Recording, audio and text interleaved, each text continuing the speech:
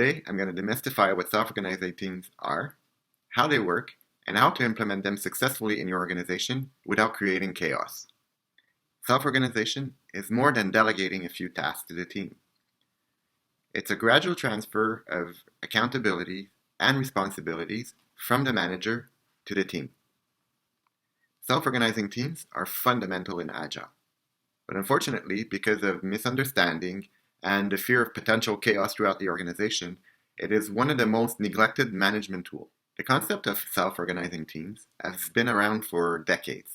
It has been implemented successfully in various organizations and in very different industries. Back in 2010, I implemented self-organizing teams in the organization I was leading. We were 75 employees in 4 cities distributed over 2 continents. We certainly learned a lot about self-organization.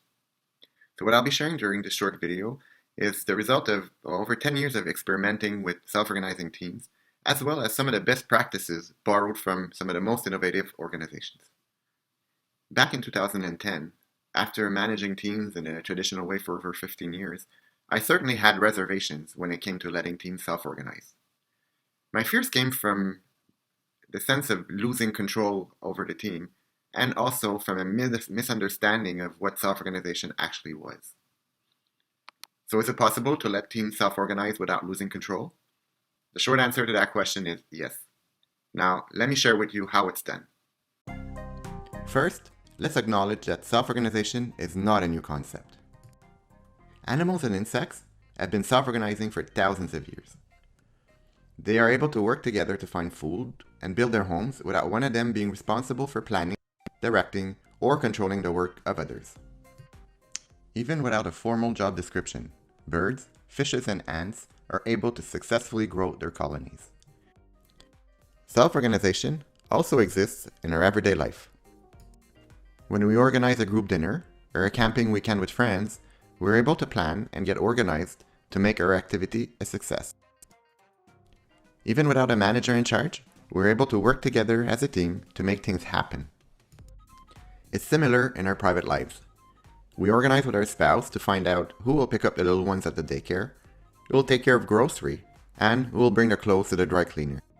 It's a team effort that requires collaboration, coordination, and a few guiding principles. So self-organization is actually natural for us. However, when we get to work, we seem to lose that inner ability to naturally self-organize. That's because throughout our professional career, we've been used to a hierarchical model where somebody decides what gets to be done and other people simply execute what they were asked to do. That is a parent-child model of relationship that we learned very earlier on in our family, then later on maybe at daycare, in school, and in our professional life. We seem to unconsciously believe that that's the only model that exists, but it really doesn't have to be like this. Once we understand how to successfully implement self-organizing teams, it is possible to actually create very highly performing teams and team members that are very engaged and motivated by their work. In fact, team self-organization is not a new concept in the business world. Some companies started experimenting with the concept back in the 1980s. With the emergence of Agile in 2001, several software development departments have adopted self-organizing teams. Recently, the successes documented in books like Reinventing Organizations and Freedom Inc. have attracted the attention of companies outside the software development world. Let's agree on a definition of what self-organizing teams are. A self-organizing team is a small group of individuals who hold each other accountable for the management and execution of their activities for the purpose of producing a good or service for internal or external customers. The self-organizing team operates under reduced supervision within the constraints established by the organization. A few key elements to keep in mind. We are talking about small groups of individuals, generally between 5 to 9 people. When the team gets too large, they are typically divided into smaller teams. Team members hold each other accountable.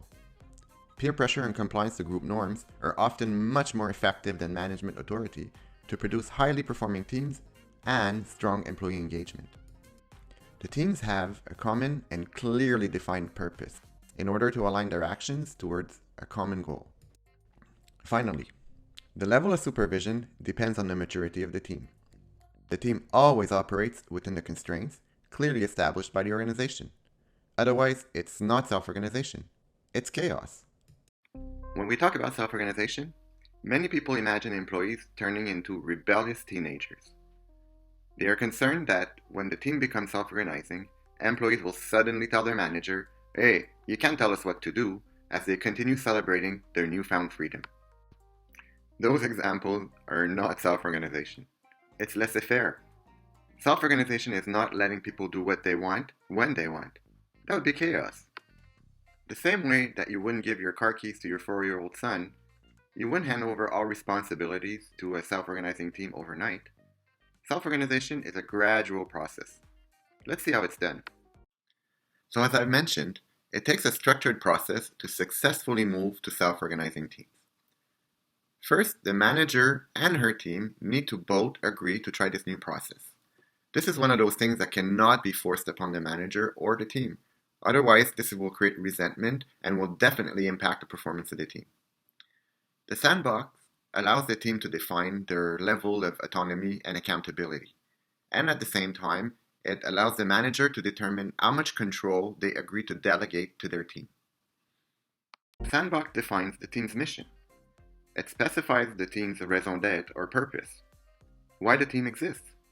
Without a clear mission, the team won't be able to make the right decisions and align their actions towards a common goal. The objectives are specific elements that the team must complete within established deadlines. It gives the team members the ability to assess their progress and self-evaluate their performance. The constraints are the limits within which the team must operate. No team has complete autonomy. In traditional organization, it is the manager who is responsible to keep the team operating within those constraints. In a self-organizing team, team members must understand how much time, how much money, and which regulation they need to comply to in order to achieve their objectives. Operating norms define how team members work together. How will decisions be made? How will conflicts be managed? Under what circumstances can a team member take the leadership on certain activities? The operating norms are like a team charter, defining the expected behaviors of each of the team members. And finally, the clients. The clients are the people or groups to whom the team provides their services. As I have said, self-organization is a gradual process. Therefore, the team members need to understand how much autonomy they actually have in order to avoid overstepping their boundaries or, in the opposite, potentially dropping the ball on certain activities. The manager gradually transfers management responsibilities to the team.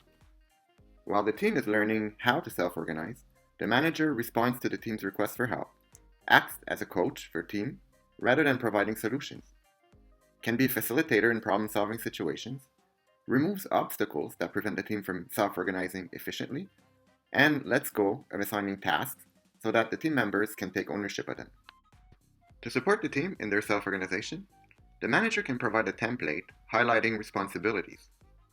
Together, the team and the manager agree on who will be responsible for what. Clearly specifying the areas of accountability reduces misunderstanding, confusion, and potential frustration. Since few team members and managers have had the opportunity to work in self-organized teams, it is certainly recommended to be coached in the process. The coach will bring forward his experience to support the team and the managers in avoiding the most common pitfalls, as well as accelerating the process to make the team as independent, as autonomous as possible. An important detail. Defining the team sandbox is not an activity that's only done once in the lifetime of a team. As the team gradually gains accountability and responsibility and maturity, it's certainly important to update the sandbox accordingly. The most difficult elements to transfer to the teams are the soft skills or the relational skills. As a manager, you still want to remain involved to support your team toward their self-organization in dealing with issues such as conflict management, performance management, or continuous improvement. As a manager, if you want your team to actually gain their autonomy, you will have to help them, teach them, and coach them in acquiring those relational skills. So as we have seen, self-organization is a gradual process. It starts with the team defining their sandbox and agreeing with the manager as to which areas of responsibilities will be split between the team and the manager. Once that's done, the manager supports the team in acquiring new capabilities and responsibilities over time. As the team gains maturity, they will start to become highly performing and certainly very engaged in their success.